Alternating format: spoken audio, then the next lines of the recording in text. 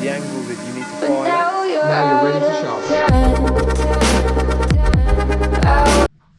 Hello and welcome to the workshop series where we're going to try and teach you new things, tutorials and all sorts. For today we're going to start with chainsaw sharpening, the very basics. If there's anything you'd like to see in a future video, please comment below, and if there's anything you do differently as an arborist in this video, comment that below too. Love to hear that.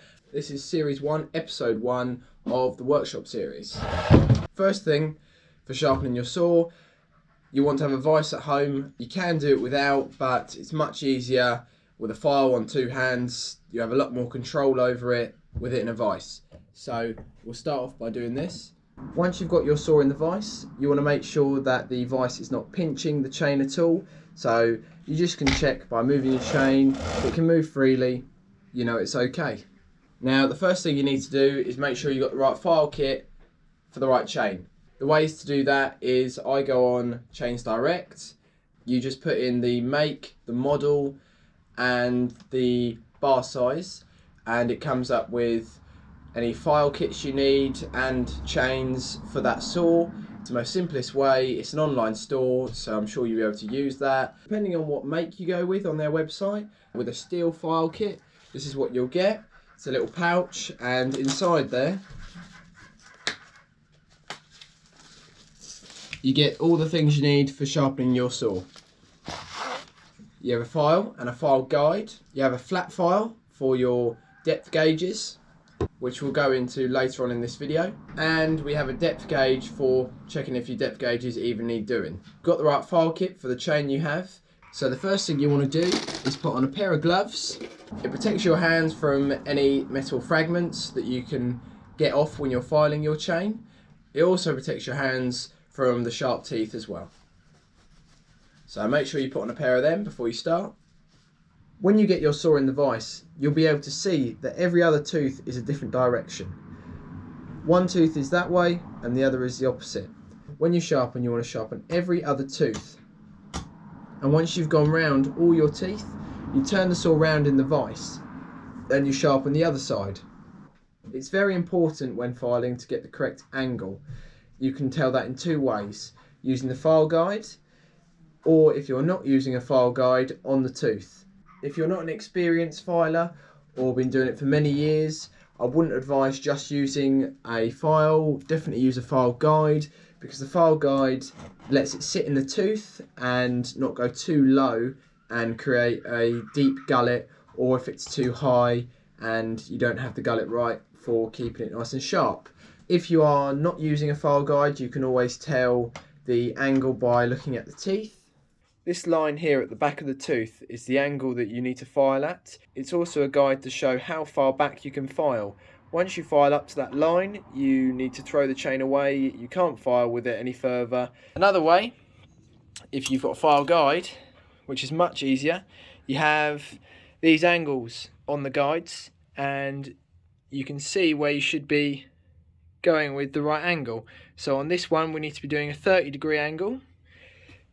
So you want that 30-degree line just there to be in line with the bar. So you want to be filing at this angle. You don't want to be going too off to the sides. You need that perfectly straight there. If you've got one tooth that is blunt and all the rest aren't that bad, and they're all a little dull, so you're going to sharpen all them and you've got that one single tooth that's completely blunt, you don't need to make them all the same size. What you'll do is just make those sharp and make that the best you can, but that one tooth doesn't need to be the exact same size as all the others. But if you're in a different case where you've got half of them are all bigger, half of them are small, you need to make them all the same size, because if they're not, you're going to have high risk of kickback when cutting through timber. So here's 3 chains. This is a chain that's never been used before, and you can see the gullets just here in the tooth. It's very important to have those, and you can see those rounded shapes just there on my fingernail, which you need to have a sharp tooth. And here is a blunt chain. You can still see the gullet in there, but it just needs filing to be made sharp again. Now here's a chain that's been badly sharpened. So if you don't use a file guide, or if you're using it wrong with the wrong stance, then you can file it flat or even backwards, and you have no gullet in there, and that will just cut nothing. It doesn't matter if your depth gauge is low or anything. That tooth is, the depth gauge needs to be slightly lower there, but that tooth is not going to cut anything without that gullet, which you can see in these tooths just there. And that is where you don't want to be with the chain, because you're going to have to file it right back to get that back to how it should be. So you've now figured out the correct angle you need, the correct file kit. Now you're ready to sharpen.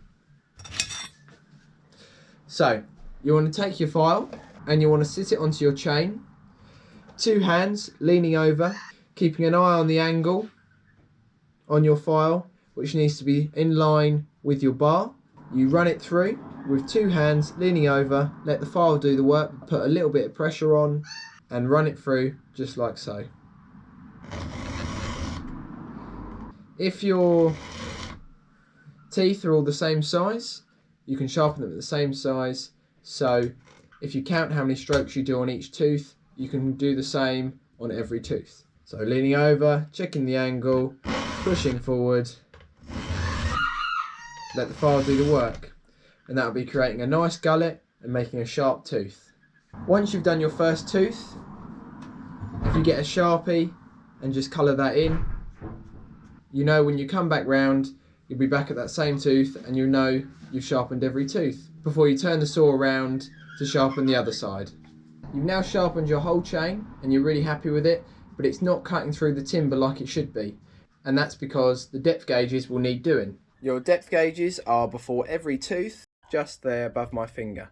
What these do is they control how much the tooth cuts on every tooth as the chain spins. The way to check for that is using your depth gauge, sitting it onto the chain, then getting your flat file. And some people like to do this differently. I like to hold it flat and you brush it side to side to see if it catches. This depth gauge does catch slightly, so I take it off. I don't advise swiping it with the depth gauge on, because over time you're going to file the depth gauge down and it won't give an accurate reading. So I think this will need 1 swipe. So you make sure you've got that 90-degree angle from the bar to the file, holding it flat, leaning over, brushing forward once.